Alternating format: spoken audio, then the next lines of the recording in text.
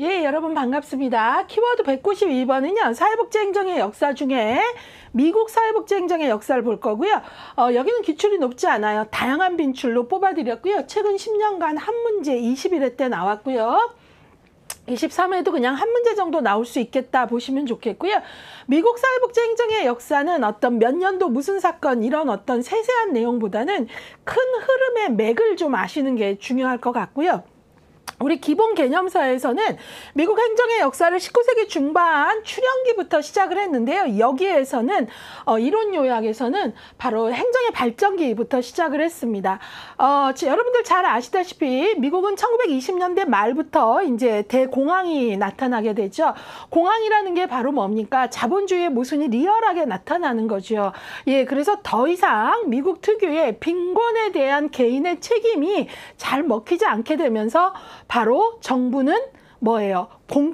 구조적 빈곤을 인정하게 되죠. 그래서 구조적 빈곤에 대한 인정. 왜냐하면 일을 하고자 해도 어떤 일자리가 없고 이런 대량 실업 사태 이런 것들이 나타나면서 1935년에 바로 사회보장법 소셜 시큐리티 액트를 제정하게 됩니다. 이에 따라서 공공사회복지 행정이 확대되는 거죠. 정부의 바로 사회복지 행정에 대한 개입이 확대가 됐다라는 게 중요한 요식의 특징입니다. 1961년도에는 이제 사회사업교육협의회에서 사회복지행정을 교과과정으로 인정을 하게 되고 학문적으로 발전하는 계기가 됩니다. 그 다음에 미국에서 이제 하나 중요한 게 1964년도, 그러니까 1960년대에 바로 빈곤에 대한 전쟁을 선포하게 되죠. 그래서 빈곤과의 전쟁을 선포하게 되고, 뭐 여러분들 잘 아시는 뭐 헤드스타트 뭐 이런 여러 가지 그 정책을 시행을 하게 됩니다. 그러면서 이제 민간기관에 대한 지원도 활발해지고 이제 많은 재정을 쓰게 되는데 이것이 쓴 만큼 효과가 잘 나타나지 않고 어떤 그 행정관리에 어떤 비판이 나타나기 시작합니다. 그러면서 이제 보다 더 행정에 대한 그만큼 어떤 돈을 이제 썼다면 제대로 조금 효과 및 효율, 그다음에 합리적인 행정 이런 거에 대한 요구들이 나타나게 되면서 사회복지 행정에 이제 1970년대에 와서는 60년대에 그렇게 그 비판이 일어난 것들을 바탕으로 하면서 바로 국가적 사회복지 지원에 따른 의존성의 심화의 문제에 대한 비판이라거나 효과성이 그만큼 나타나지 않았다라는 비판이 사례관리의 등장 배경이 됩니다. 자, 1976년도에는 사회복지 행정에 대한 전문 학술지가 창간되고요. 자, 일단은 35년도에 소셜 시큐리티 액트가 제정되고 60년대의 빈곤과의 전쟁에서 구조적 빈곤에 대한 뭐 기회 평등에 대한 이런 것들이 이제 논의되고 많은 그 재원을 쓰고 했는데 그만큼 효과가 없다는 비판 아래서 행정을 이제 더 발전시키고 이렇게 나아갔던 때에 1980년대에 이르러서는 바로 다시 신보수주의가 이제 등장을 하게 됩니다. 여러분들 잘 아시는 레이건 정부이죠. 예, 그래서 레이건 정부 신보수주의, 신자유주의 노선을 가진 이 정부는 다시 어떤 걸 강조하냐면 바로 작은 정부, 그러니까 공적 사회복지의 확대와 반대 기류인 작은 정부를 내세우면서 사회복지 분야에서도 공적 서비스의 어떤 민영화를 추진하게 됩니다. 예, 이게 이제 되게 중요한 변화이죠. 예, 그래서 민영화를 추진하게 되면서 정부의 역할을 다시 축소하게 되고 자조라거나 이런 것들을 다시 강조하게 됩니다.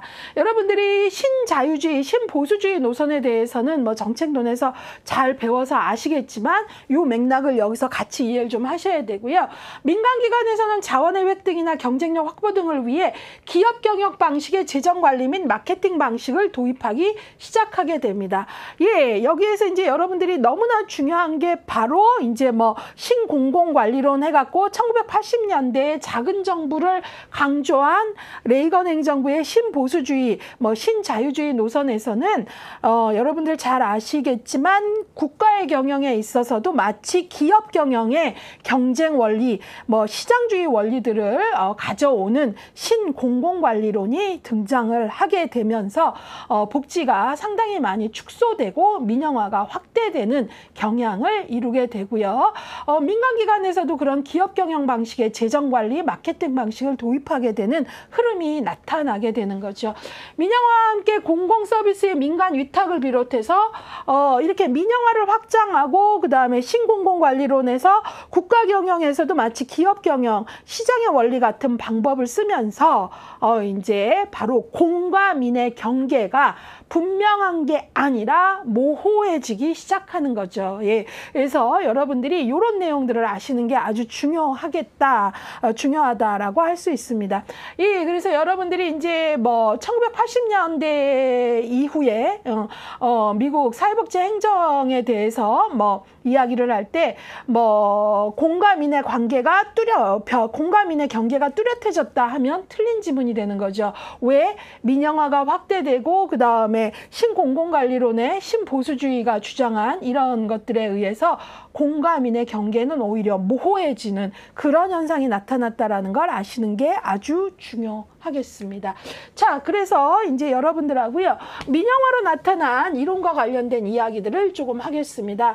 잘 아시겠지만 신공공관리론하고 신공공서비스론인데요. 두 이론은 좀 대비적인 이론입니다. 신공공관리론은 미국의 레이건 정부, 바로 신보수주의, 신자유주의 노선을 택한 정부입니다.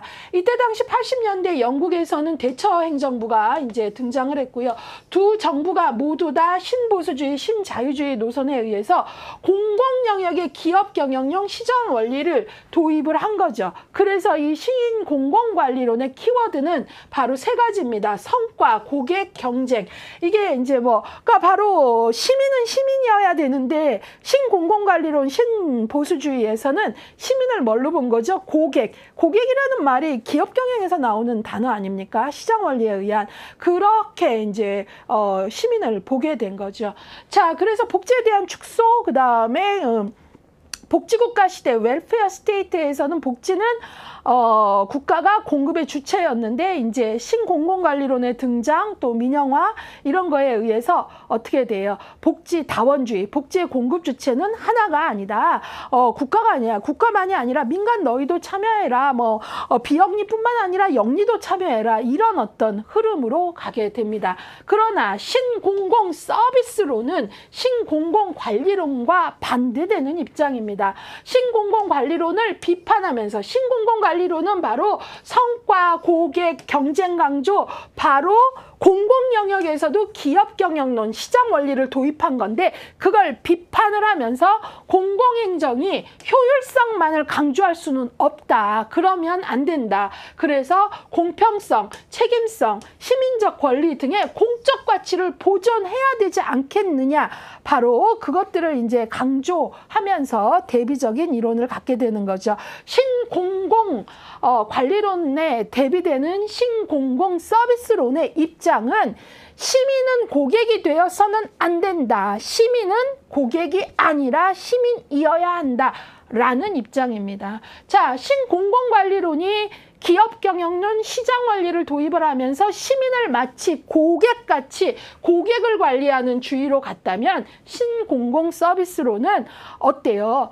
그거 안 된다. 공공행정도 효율성 할 수 있는 건 해야 되지만 그것만을 얘기하면 안 된다. 공평성, 책임성 이런 거고 시민은 시민이어야지 어떻게 시민이 고객이냐 이런 식으로 이제 서로 대비적인 가치를 갖게 된다. 그 정도 보도록 하겠습니다. 자, 그거 봤고요. 이번에는요. 기출문장 미국과 관련돼서 이거는 그냥 쭉 보겠습니다. 1990년대 이후 공공기관과 민간기관의 기능이 유사해졌다.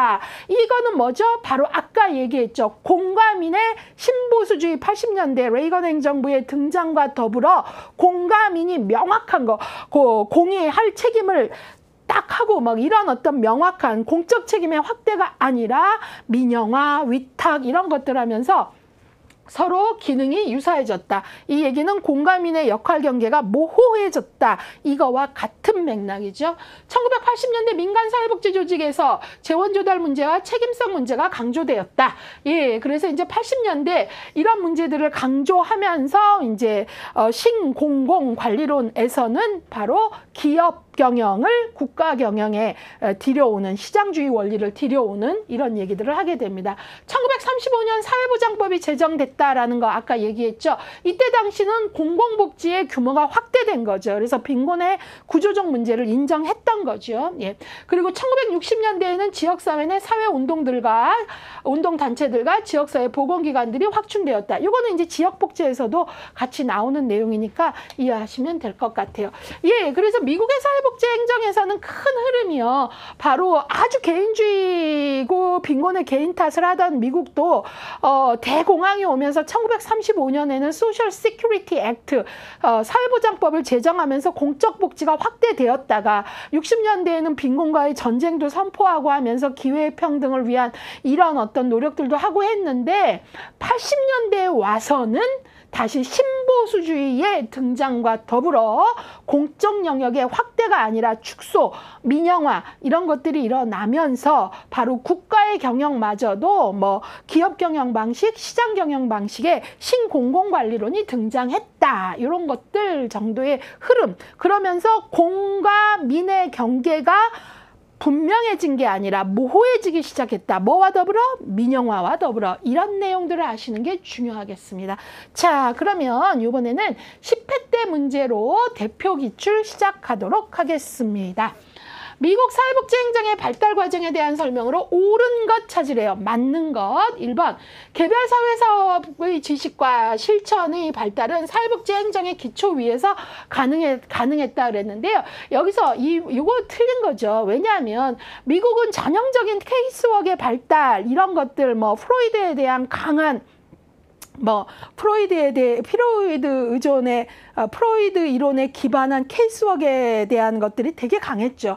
그러고 행정은 그 다음에 나타나잖아요. 근데 여기서 바로 뭐라고 얘기했어요? 행정의 기초 위에서 케이스웍이 발달했다라는 식의 문장이잖아요. 그러니까 이거는 순서가 틀린 거죠. 두 번째, 1930년대 초 경제 대공황 이후 사회복지 행정에 대한 관심이 이전보다 감소되었다? 아니죠. 1930년대에는 20년대 말부터 샜던 대공황에 의해서 사회복지 행정에 대한 관심이 증가했고 공적 개입의 확대가 있었잖아요. 그래서 틀렸습니다. 3번. 빈곤과의 전쟁 기간 동안 사회복지 행정의 발달이 가속화되었다 그랬는데요. 빈곤과의 전쟁에 그 많은 돈을 쏟아보았는데 어떤 효율적으로 돈을 쓰지 못했다. 이런 것들에 대한 비판이 있었기 때문에 행정이 발달했다, 가속화됐다라고 얘기하기는 어려운 거죠. 오히려 비판이 효율성에 대한 것들에 대한 문제 제기라거나 이런 비판이 사회복지 행정력이 제대로 가동되지 않는 것 같다라는 비판이 있었던 거잖아요. 그래서 이것도 정확히 보셔야 되겠고요. 그 다음에 4번 신보수주의의 등장으로 민간 사회복지 기관들의 행정에 대한 관심이 증대되었다. 이거는 맞는 거죠. 신보수주의의 등장에 의해서 어때요?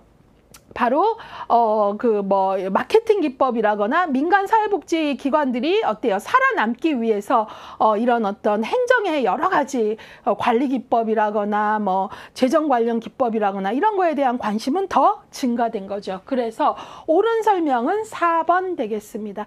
예, 그래서 이거 좀 잘 이해하셔야 돼요. 신보수주의 등장으로 인해서 오히려 공적 확대가 아니라 축소됐으면 행정도 축소된 거 아니야 그러는데 그게 아니라 오히려 민간 기관들은 살아남기 위해서 행정의 다양한 기법들, 비용 효과성, 효율성 증진과 관련된 비용 효과성 방법이라거나 마케팅 기법이라거나 이런 것들에 대해서는 생존을 위해서 더 많이 관심을 갖게 된 거죠. 그래서 사회복지 기관들이 행정에 대한 관심이 증대되었다는 맞는 문장입니다.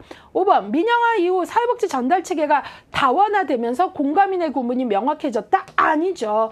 민영화 이후 신보수주의 등장으로 민영화되면서 사회복지 전달 체계가 다원화된 건 맞죠. 이게 바로 복지 다원주의잖아요. 복지의 공급 주체는 하나가 아니다. 정부만이 아니라 민간 너희도 들어와라. 민간 비영리만 아니라 영리 너희도 들어와라. 막 이런 거잖아요. 그렇기 때문에 바로 민영화 이후에는 공과 민의 역할 구분이 명확한 게 아니라 모호해졌다. 경계가 모호해졌다라고 봐야죠. 그래서 틀렸습니다.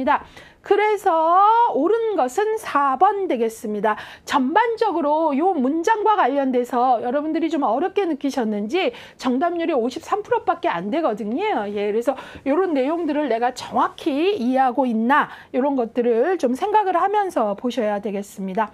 자, 이번에는요. 관련 기출로 21회 문제 같이 보도록 하겠습니다.